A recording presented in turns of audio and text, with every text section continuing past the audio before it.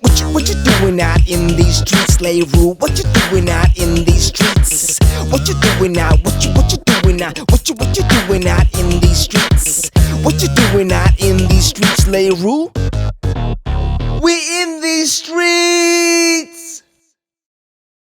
Stephan, I want to thank you so much for doing this. Thank you so much for also allowing me into your home to do this as well. Shout out to David. David recommended you. Yeah. I'm highly recommended from David, the most hated man in these streets. So shout out to David. Before we talk about your current career in sports, I just want to talk a bit about how you grew up on the farm, because that sounds very interesting to me. I've never met somebody who grew up on the farm, who lived the farm life. So I just want to ask you, how was that? You know. In compare for me to come from Kimberly, the Northern Cape, I grew up there. So we had a farm about 35 kilometers outside of Kimberly. So we had a home as well on the farm, and we had a home inside the city. So for me to grow up in a farm, and that's learned me a lot of stuff from working by yourself, solving problems by yourself. Because if you're on a farm, there's sometimes no signal for a cell phone, so you have to figure things out by yourself. Yeah. So that learned me a lot from myself to be in a situation and to how to get out of a situation. For example, we had like springboks and blazeboks and goats. That was the main goal. We farmed with goats. Just want to tell people, this is not teams he's referring to. You're not talking about the blowbill or the springbok. He's talking about actual animals here, right? Yeah. So yeah. Just for example, we like to hunt. That's a thing of every young boy is growing up on a farm. They love to hunt, and I'm one of those guys. So. Then one day I went out on a hunting expedition by myself, and so we drove with the bucky, and I shot a springbok and I had no knife. So the thing is, what happened is, if you shoot the bucky, you don't want them to lay. You must get you want to shoot them and you want them to die. I went into the mountains, grabbed a very sharp stone, and we slaughtered him with a stone. So I've never heard of that before. So that's one of my things. You always have to make a plan when you're on your own, and that really learned me if I get into different situations, how to make plans for myself or for my family as well. Wow. Okay, do you hunt with the rifle normally? Yeah. The rifle. So, when did you start learning to hunt? At a young age, or? Yeah, my father was always into hunting, so I went a lot with him and saw things and saw stuff and how it works, how a gun normally works. Mm-hmm. It was very important for my mother and my father. I'm the only child as well. My mother was very protective, and so my father's if there's a hunting for a weekend, I go with him, I learn, he shows me stuff. And that's also for me a big thing these days from parents. If you want to take your child on a hunting expedition, show them, learn them, don't just shoot the buck and throw it. So go spend some time, learn where do you want to shoot the buck, learn how the rifle first, learn how a rifle works for safety reasons. That's definitely one of the best things I can think of, to just keep learning. Every day I'm still learning now. I think it's important. Like, a lot of people are gonna frown upon the whole hunting aspect of it, but they don't understand how their food gets to the butcher, gets to the shelves. You know, they don't understand that they want to turn a blind eye to the fact that these animals are killed so that we can survive. You know, we can live. You know, the pride that you see, you know, that meat comes from somewhere, and just because somebody is doing it, you know, you're obviously gonna eat the meat. You're not just doing it as a trophy. You're doing it to feed your family, to feed yourself. People don't understand that. People, you know, there's a lot of animal rights activists out there. They want to sort of say, you know, it's not okay, and they want to, but they don't understand. They don't want to take that journey to understand that the food somehow, some way has to get into that shelf, and the process behind that. They don't want to look at that. Yeah, definitely. The process after, if you went hunting and you shoot a buck, it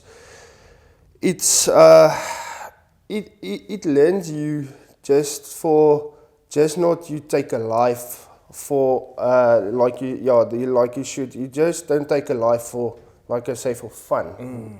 You take it to provide families with food. So that's very important for me as well. If you're small, you're just seeing it killing. You don't understand the process, like you said. So it's very important to go through that ranking, like I can say like that, to let your children learn that's why we shoot the buck. That's what we use the meat for. So when he gets bigger, he understands the process. From it's not just killing. Yeah. Yeah. I would like to hunt, because then I know exactly how, because I know it's a wild animal, because I know the animal's grazing the way it should graze, you know, and it's not farmed, it's not force-fed nonsense, and then I know what I'm eating. It's proper, what do you say, grass-fed. It's proper free range, you know. It's healthier, you know. So I would like to get into that one day. Are you still hunting? No, not at the moment. No. Yeah, we had a lot of rifles, but there was the vet started to coming in. You must hand in your rifles. If you don't write a test, it's Wow. So yeah, we handed our weapons in. We had 2 hunting guns and a 9mm pistol. Yeah. So Yeah. So So the laws are much stricter now. a lot. Is it? Yeah, a lot. Yeah. Because it's also, if you hunt your own food, it also teaches you more appreciation for what you eat, and there's more connection to the animal. I'm sure it will change your perspective on just going to the store and 100 rand sausage or whatever, and putting it, you know, it makes a big difference. I'm sure your perspective on food and eating is completely different to mine, because I never hunted before. Yeah. So yeah, what did you have to do on the farms, you know? Okay. Our main what we farmed with was goats. So we had a lot of goats. Let's say 400, 500. That was our main thing to do. 400 to 500 goats. Yeah. Yo. So okay. For me to every morning, okay, I was at that time, let me say I wasn't that time still in school. So I grew up with the whole farming process and how things work and always learning. But every weekend I went with my father to the farms. Sometimes school days, but I had a lot of sport to do as well, and academics, and so yeah, every weekend I can't wait to get out of school just to go on the farm and spend the whole weekend there. I loved it. It's freedom. So it's difficult for someone from the city never went on a farm just to go stay there, because for me it was also you're a young kid in a city, so you a lot of sports people around you. I was getting at that time a lot of private coaching, so I was very busy during the week. So for me, the freedom there on weekends was just amazing. You can just do what you want to do. But yeah, to get back to you on, like I grew up with the goats. Goats are they are naughty animals. They are very naughty animals. So, Why? What do they do? goats is like if you have a small hole in your fence, like for example, if one goes out, the rest follows. Really? So that was a big thing for me on the farm. My father put me in charge to watch the fences. If there's something, if the goats go out, it's my problem. I must watch the fences. And it was very difficult at the time because we had jackals, and they come into our farms, and they take the lambs and they eat the lambs. So it's, Just to go back to the goats being naughty. If they were to escape, how do you get them back in the farm though? Okay, let for example 100 goats get out, but if one goes out, the rest follows. So we usually go on horses. Okay. We had workers as well who work on the farm. So we will take 2 to 4 horses, and it's like two at the back and 2 at the sides, and then you just keep. Got you. If one goes back in again, the rest follows. So you would corral them all around, basically flank them. Yeah, left and exactly. right to get them into a channel to go back in the farm. Got you. Yes. I see that in the movies. Yo, man. So the one challenge you had was also the predators, like the jackals, coming in and. Yeah, the jackals, and we had the rooi katte. It's like a big cat. Is it? Yeah. No. So for us to control it was always we had a cage and we put sardines in. It is just sardine smells in the sun. So tremendously. So they like the smell of it, the rooi cat. So you will never see them, but at night, if you can watch it from a distance with binoculars, and then for me it was fun to do. Really? So you see the predator, So you see it goes into the cage. It's like a fanghok. So okay, got you. that they went in. It has a little stand like this, and it's the fanghok is quite big. So if he goes in, he steps on this, and then the gate behind him closes. So we caught a lot of them just to control them. It's quite a nice animal. I know of my friends catched one as a baby. Is it? And they feed him, and he grew up with them. But you and me can't go in if he's in the house. He only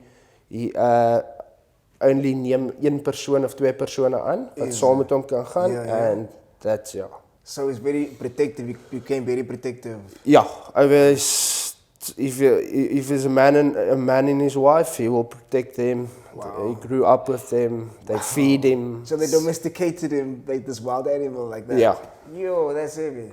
It's the same like dogs. People don't understand. Like dogs is a descendant of a wolf.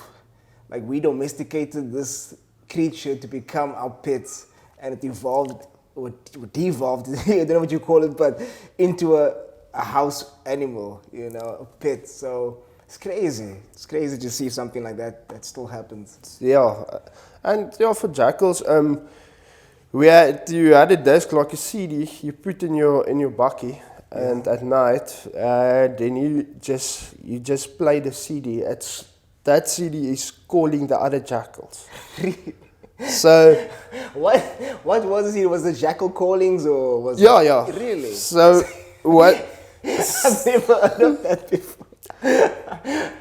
So what you do is you must be so silent. You can't move in the bakkie. We usually use mud to camouflage the bakkie, everything. My word. You guys went to that extremes. So there was never a dull moment there on the farm. Yeah. Wow. Okay, so you had goats. I think you actually sheep as well, right? Yeah, we wasn't so big on sheep because predators. If you take a goat, a goat will try to protect Okay. the little one, the lamb or some. Okay. Sheep, they has no horns, so it's very difficult Yeah. for them. So we had a few, but we had it for ourselves to, Okay. yeah, Gotcha. to have meat and Gotcha. stuff. Yeah. The goats, you use it for the milk.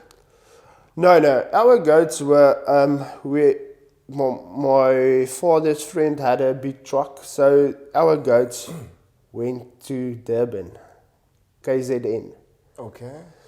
The Zulus there, Yeah. they love goat meat. Really? They love Wow. goat meat. Wow. Okay, I would imagine it was for the milk, but wow, that's Oh, interesting.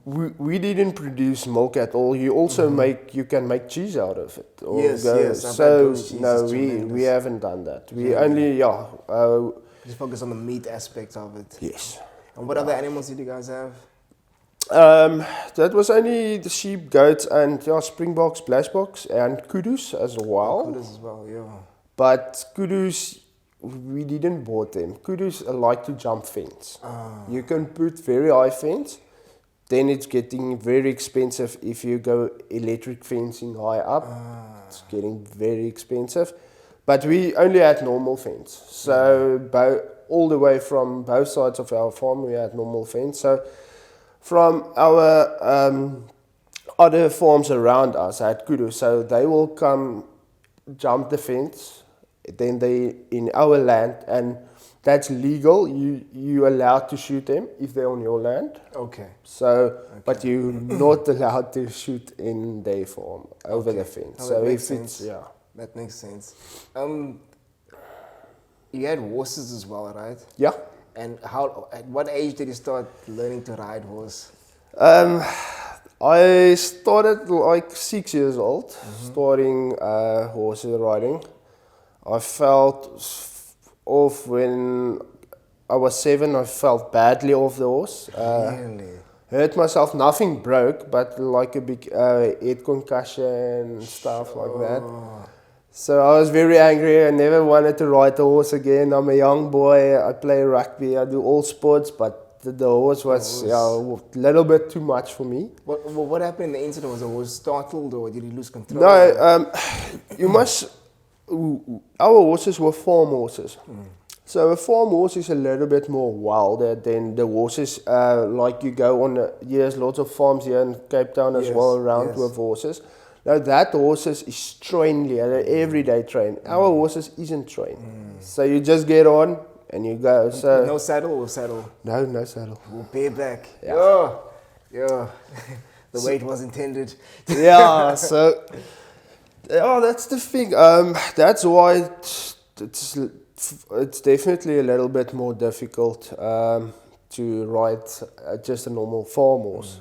If you work every day with a farm horse, it will be probably more than the same that you get the manners. Like the manners will be better. Yes. But yeah, it's quite difficult to spend a lot of time with horses. The income of money is nothing. So that's your time you're spending with them. So I usually will more spend it with goats. So yeah, goats. It's not a lot of admin, but there is to it. You have to inject them for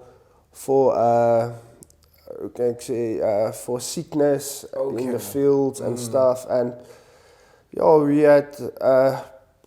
If you just can think to inject like 300 of them or 400, but we don't do it on one day. So it takes time to do all of them, but it's quite hard work, to do it. Did you use the horses basically to control other animals, or was it the way of transport as well, or? More for transporting, and it keep them fit as well.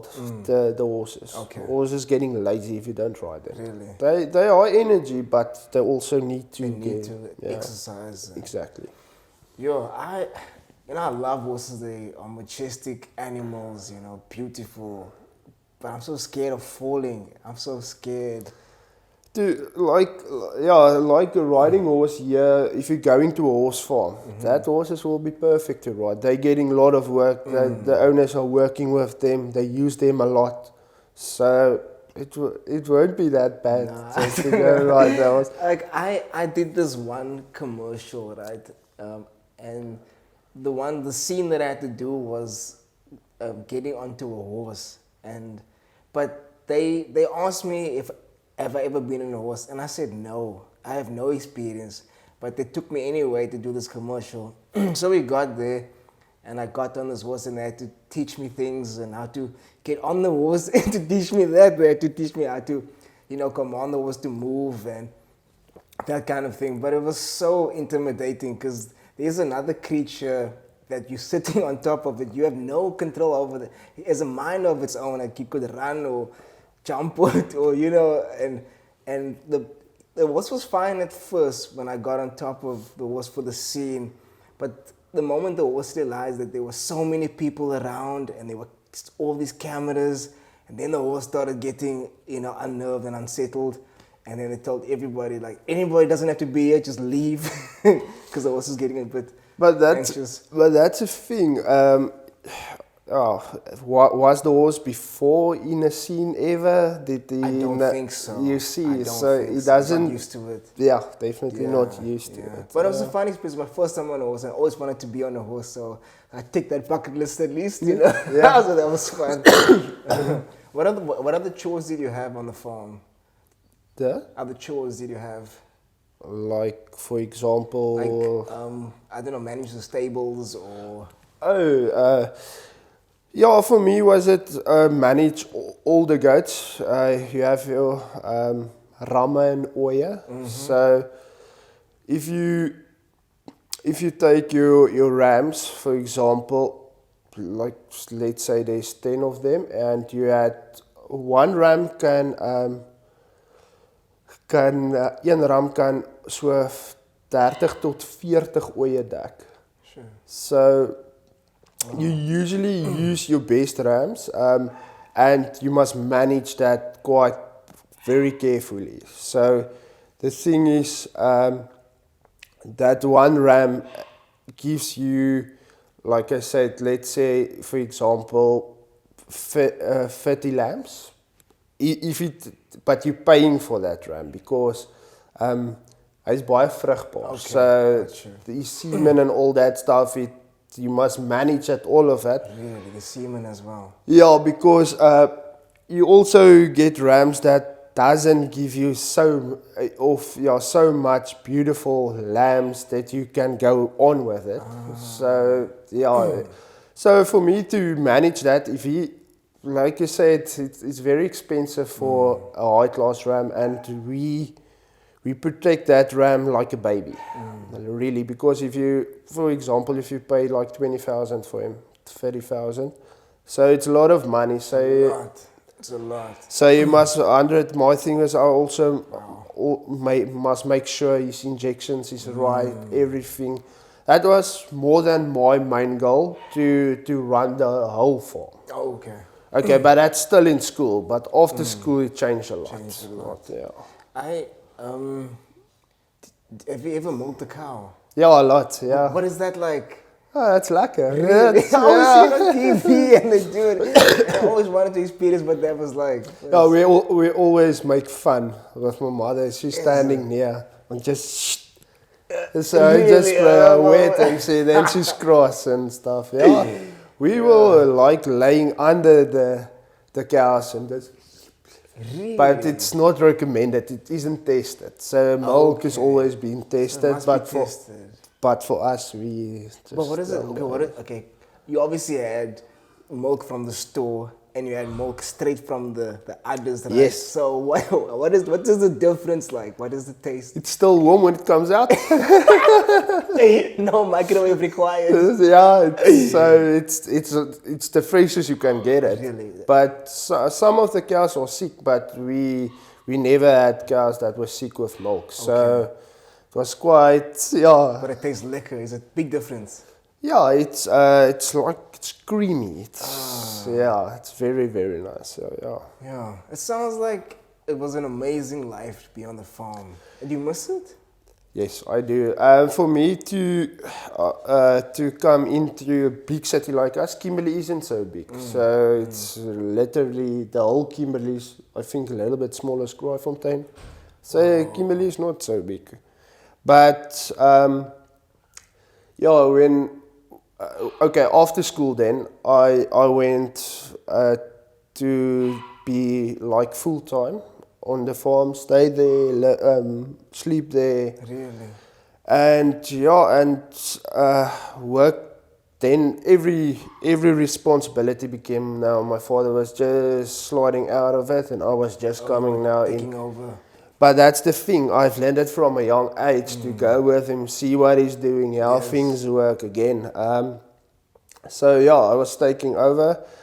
But about a year after that, something about 3 farms away from us, we had a farm murder. And so the thing about for my mother was it wasn't safe for me. I'm my only child and stuff. And so my father was sold the farm. And Like immediately, or how long after that incident? No, it was about 2 to 3 months. Is it? Yeah, my mother, she doesn't want me to stay on the farm for my protection. Yeah. So it was Sorry, man. quite a sad moment, but yeah, for safety reasons, because it's so, for every farm in South Africa, it's so expensive to, now you must put up gates, electric fencing, it's money, but your safety, you have to do it.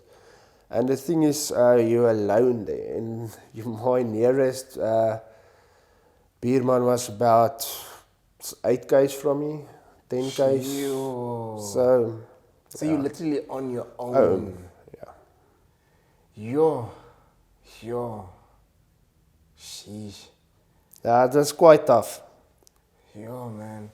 Okay, so at the time, right, after that one farm murder that was about 2-3 farms away, like was that the time when all of this was going on and it was at the peak of all these farm murders? And I won't say the peak of the farmers. I will say that was in the start when it started happening, because after 3 months again a farmer that was reported about 15 kilometers from us. So it was starting. How long ago was this? Jeez, it was 2000. I'm not sure. It was 2000 and I'm not 100, but 2012. 2012. Oh, okay, so it's quite a while ago. Yeah, no, it's a long time ago. Yo, so you probably were heartbroken that this dream of yours to take over the farm. Well, yeah, for me, it was nice to have a farm, and always you don't have to do it full time, but you have if you have the, like I say, if you have the right mindset, like you can manage a farm and the business at your own time. So, but for me, I won't say it was devastated, but I was definitely sad about it. So yeah.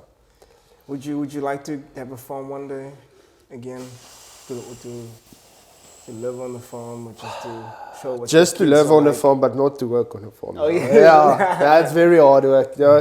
For example, for all the guys going to America, there's a lot of young guys going there. That, yes. So if you go there, it's tough.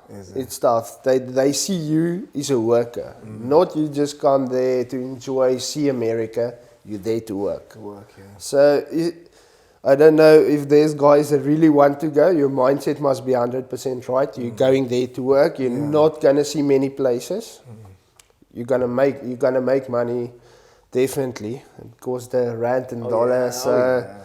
And it's not expensive for you, because I know the farmers there. Some of the farmers there pay for your flight to come, or you pay your flight by your own, and if you come there, they just refund you. They just pay your flight back, and they need to work. I know somebody, right, who recently, they told me they were going to go to America to work on the farm and live on the farm. And a few days before we had to leave to get on this flight, he got an email from the farmer just saying, I no longer require services, thank you. That's it.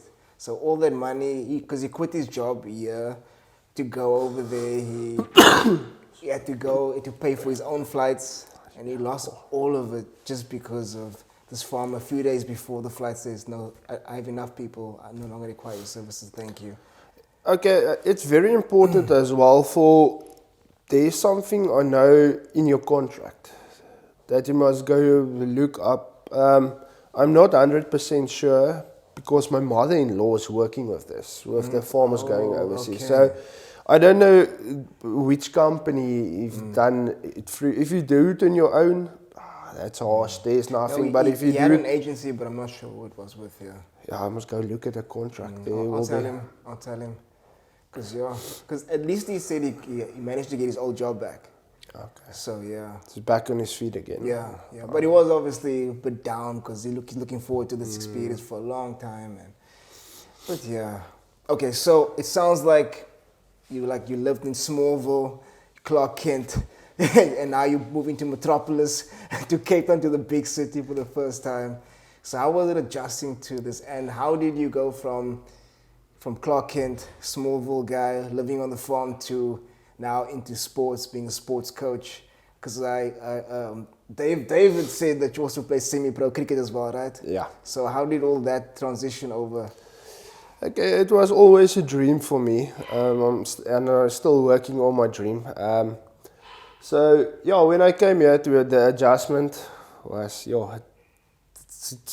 this place is big, and I'm used to a small place. Yeah. So yeah, it was a big adjustment, but I always had the passion to work with kids and go through the ranks. Like I coached like a grade 1 kid, and some days he's playing for Western Province. That's also a dream. So yeah, the roots is there. Like I put it in him, and he just grew up. Yes. So for me, it's like I have very, very passion about sport. I'm very passionate about it.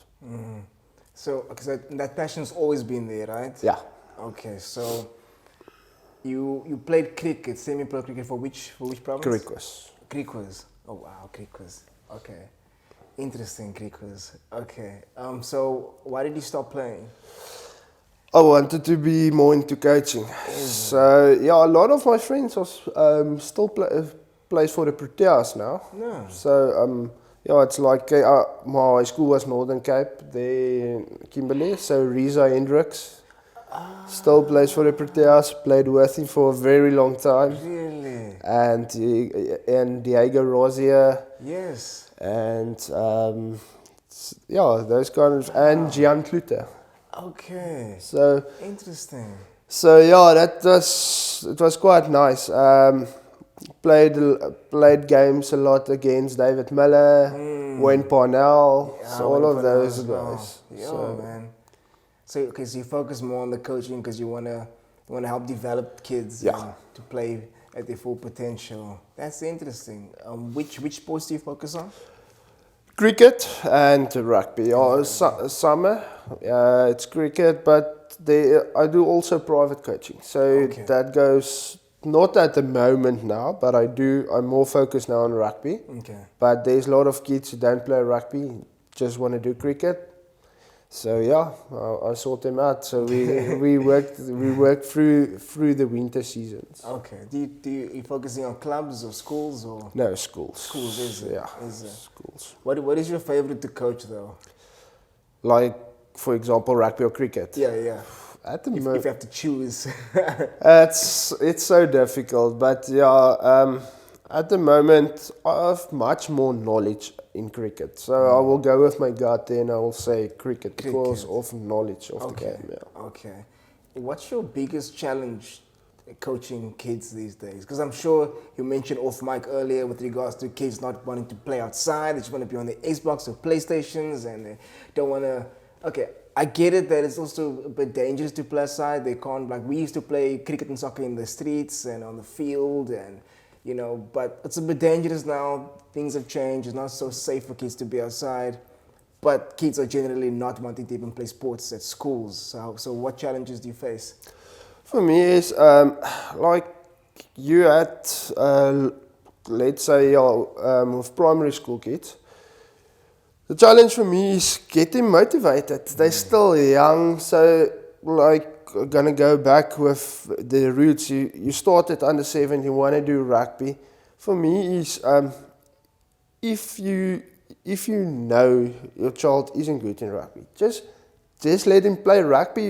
It's also for him just to enjoy it. Yeah. You don't have to make a life out of it. So just enjoy it. Motivation with kids, I don't know what's happening in their homes. So if they come to a rugby practice or match, you can see something is not right there. So it's for me to working in the heads with them. That's interesting. So I know my kids. So You know when they're feeling a bit off and something happened, and for me is I don't want to find out. It's personal for them, Yes. but I just want to get them over it, to forget about it. Let's go. Let's focus. What are we doing now? Later on, if you want to talk to me, I'm a coach. So usually stuff comes out. I'm not asking to talk about it. If they want to talk to me, I'm there for them. And that's also the bond with them. If they know, yes, I can talk with my coach and he will give me advice. So it's also, that's why I say every day for me is still a learning curve. Every day. And that's also, I teach my daughter, never stop learning. Never ever stop learning.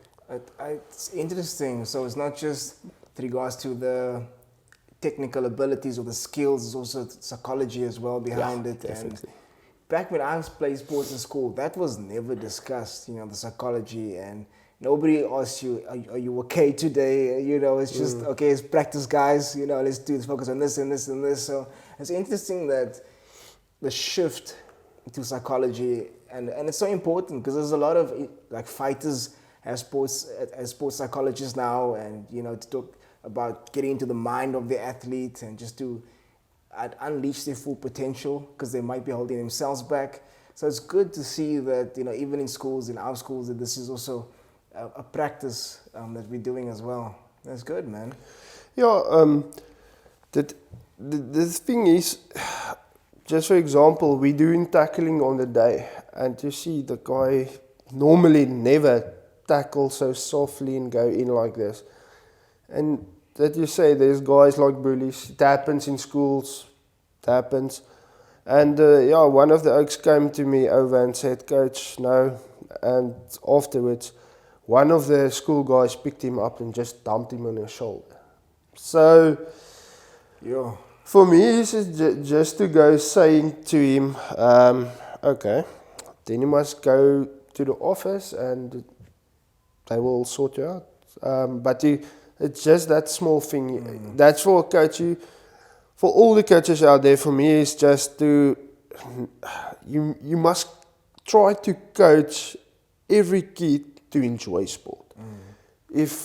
And for me, parents are putting so much pressure on kids. He's just there because his parents want him to be there. He doesn't want to be there. So you feel pressure. And I see it a lot. So for me, let him go do athletics. He will enjoy it. He don't want to play rugby, but his parents are praising him.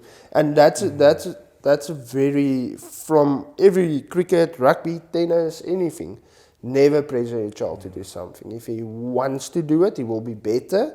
If you're going to pressure him, one day he's going to say, when he's bigger, I don't want to do it. And then it's too late, because you wasted 5-6 years to pressure him to do something, and you think he's going to be good in it, then it's too late. Yeah, man. I've seen that a lot. I've seen that a lot where parents live through their kids, so they tell them, okay, I couldn't do this, so you're going to make it, so you're going to play now, and you're going to make me proud in this type of way, instead of just letting them explore and find out what they're good at and letting them do what they enjoy, and then you never know what they could achieve. That's a main goal. There is, If your kid is a big boy, looks like a rugby player, if he wants to play piano, let him play piano. He's enjoying it, he has talent to do it. So after school, he can go into a band or something. You never know. You never know. But that's the thing, if you keep pressuring children to go in a sport and they don't want to be there, you're wasting your kids' potential, and I'll say a little bit of his life as well. Yeah, man. Okay, so cricket's the main one, but you love rugby as well. Did you play rugby? Yeah. Which position? I played everything. I've played flank, eighth man, wing, inside centre. Yeah, I play. Really? Wow. So that obviously played into the coaching as well aspect. And what do you? Okay, I don't know if you know, or I'm sure you're aware. A lot of research has come out now about concussions with regards to rugby, and which was never looked at before. How do you manage that? How do you talk to kids when it comes to possible concussions and getting injured and life after rugby? Having that talk with them for longevity. Okay, most important from primary school to high school rugby is, as a coach, you must learn them to tackle safely. You can't just go play rugby these days and just go tackle. There's a safe way and there's a wrong way. And it's so difficult for us as coaches to work with the smaller kids. You have kids like they can't sit at one place and they not concentrating what they're doing. So if practice come, we explain it, all the details with them, how to tackle safe. We want you guys to be safe because you're still small, and we don't want concussions and back injuries and neck injuries and all that stuff. But most important, we as coaches also going through to warm them up properly. If you don't gonna warm up, you're gonna have a nasty tackle, nasty fall. That will reflect on the coach, but you get kids that just play around, they don't listen. So that's the difficult aspect for me, is like just go to them and say, you guys are going to get injured because you don't listen. I want you to warm up properly. Let's start there first.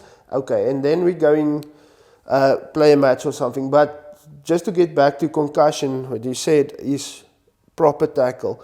I see a lot of guys, entry level, they learn the kids to tackle only like with one shoulder. The safe way, with one shoulder. The most important is tackle both ways. Is it? With your left shoulder and your right shoulder. Okay. And your head must be just past them. I can't stand up now and show. Yes. But Please don't tackle me. Please don't tackle me.